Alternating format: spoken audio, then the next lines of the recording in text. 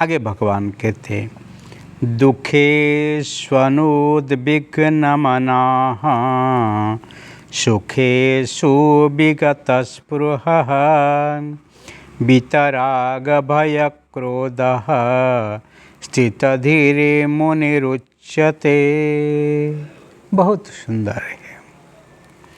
दुखेषु अनुविघ्नमनाः, दुख प्राप्ति में जिसका मन में कोई उद्वेग नहीं है, कोई चंचलता नहीं है, कोई विचलित नहीं है।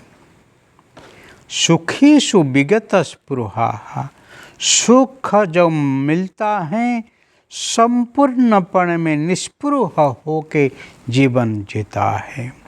जैसे उसको सुख नहीं चाहिए, परंतु दुख में हो टूट नहीं जाता है और सुख में वही उछल नहीं जाता है।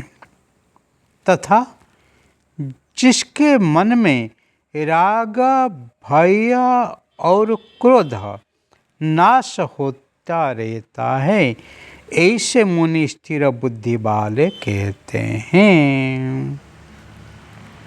बीत राग भय क्रोध, विगत राग आसक्ति और भय और क्रोध, स्थित हृदय मुनि उच्यते, ऐसे जिसकी बुद्धि स्थिर है उसको मुनि ही कहा जाता है। भगवान स्थित प्रज्ञ को यह मुनि कहते हैं। मुनि किसको कहते हैं? जो मननशील होते हैं, जो ही मन से ही संतोषी होते हैं, जो ही मन के ऊपर प्रभुत्व विस्तार किए हैं, बस मन के ऊपर जिसका अंकुश है वो ही मुनि है। इसीलिए वो लोग कैसे रहते हैं? दुखेषु अनुविघ्नमना। दुख आने से साधारण लोग ही टूट जाते हैं। भगवान को कहते हैं, भगवान मेरे दुख को ले लो और मुझे सुख दे दो। दुख के प्रति उनका एक अरुचि है और सुख के प्रति रुचि है। परंतु जो मुनि होते हैं, दुख से उनको कोई तकलीफ नहीं है और सुख पाने के लिए कोई आग्रह नहीं है। क्यों? वो जानते हैं दुख किसी ने नहीं दिया है, दुख आया है उनके कोई कर्म ही के जन्म जन्म से हम आए हैं। इसीलिए कोई कर्म ऐसे हैं अभी परिपक्व हो गया है, उसका फल स्वरूप दुख आया है और दुख आए हैं और दुख सुख दे के जाने वाले हैं।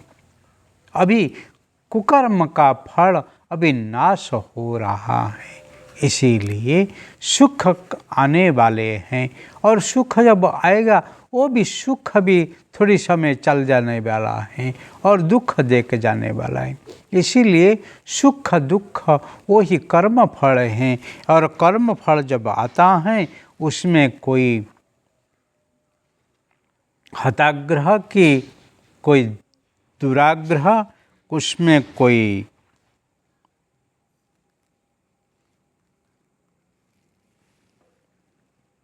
प्रभावित नहीं हो के जो ही जीता है। और कैसे? वीतराग, जो ही आसक्ति से मुक्त है। बहुत लोग ये कहते हैं हम वैरागी हैं, पर वैरागी क्या है? घर छोड़ने का और कपड़ा पहन लेने का, माला पहन लेने का, आश्रम में बैठने का, जंगल में जाके रहने का, वो वैराग्य नहीं है।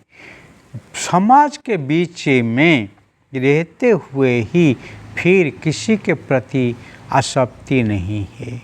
जैसे अश्वपति राजा, जैसे ही श्रुतकृतो राजा,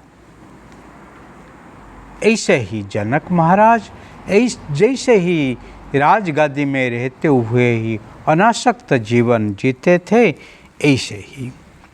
और भय, किसी से भय नहीं है। जो मृत्यु से नहीं डरते हैं और किसी से भय करेंगे, क्योंकि वो जानते हैं आत्मा अजर अमर है, वो जन्म नहीं हुआ है, उसकी मृत्यु नहीं है। इसीलिए वो जब आत्मा को जानते हैं वो ही आत्मा वही ही खुद है, वो किसी से ही डरते नहीं। बहुत लोग कहते भगवान से डरो, वह भगवान से क्यों डरने का है? भगवान कभी आपको नहीं डराते हैं। भगवान कहते हैं अच्छे कर्म करो, अच्छे कर्म करे तो अच्छे फल मिलेगा, सुखी आप होंगे। इसीलिए जो ही अपने बुरे कर्म से डरता है वही ही निश्चित भगवान का प्रिय होता है, और वो ही स्थित बुद्धि वाला होते हैं, स्थिर बुद्धि वाला होते हैं, वो ही मुनि होते हैं। क्रोध काम रोध इति क्रोध, जो ही आनंद को रोध करता है, जो आपके जीवन में मस्ती को ही रोध करता है, जो अपन में जीवन में पूर्णता को ही रोध करता है, वो जो अपन के जीवन में खिलने से ही रोध करता है, उसको कहते हैं क्रोध। इसलिए क्रोध जीवन में नहीं करनी चाहिए।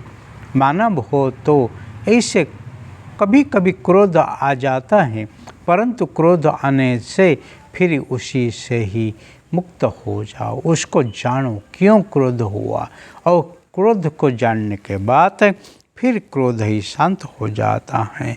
इसीलिए स्थिर बुद्धि मनुष्य ही मन से ही मनन करके ही स्थिर हो जाते हैं, वही मुनि भाव है, मौनी भाव है, वही मननशील होते हैं। इसीलिए स्थिताधीर मुनिरुच्यते, जो ही बुद्धि में स्थित है, जो ही आत्मा में स्थित है, जो ही ज्ञान में स्थित है, वो ही मुनि होते हैं। हरि ओम।